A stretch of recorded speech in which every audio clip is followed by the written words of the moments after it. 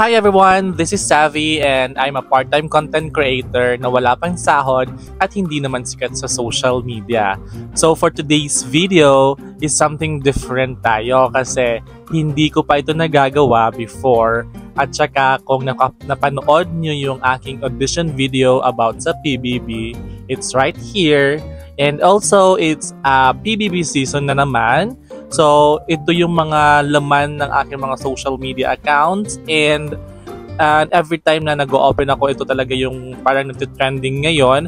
So, why not to make a reaction video sa kanilang mga episode. So, yeah, since it's day 7 na ng Pinoy Big Brother, tapos napanood ko na yung previews na mga episodes nila from episode 1 to 6. And dito na lang tayo magsisimula kasi alam naman mag-reaction video pa tayo pero napanood ko na. So this time, this episode is like hindi ko pa talaga siya nakapanood.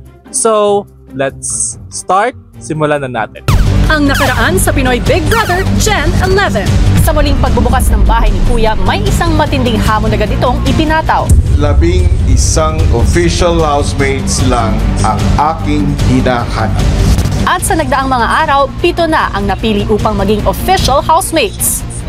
Ngayong gabi, nakasalalay sa kamay ng 7 official housemates ang kapalaran ng natitira pang house guests. Official. Water? Pwede tumakbo sa kami. Kanya-kanya ng proseso ang mga house guests sa iniisip na kapalaran. Si Dylan pinili munang maging mag-isa. Thank you, Lord. At si Therese naman mukhang namamag-asa pa. Wala, inisip ko lang, what if may chance pa?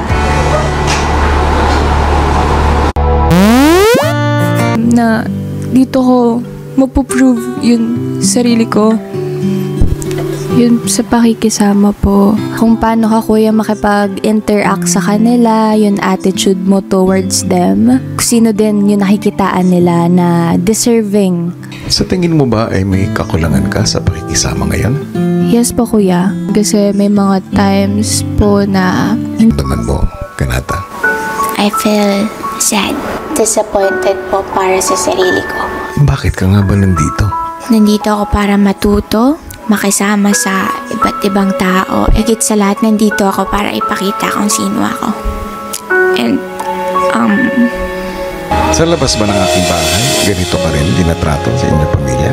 hindi po eh. Ate po ako ng 3 pinsan.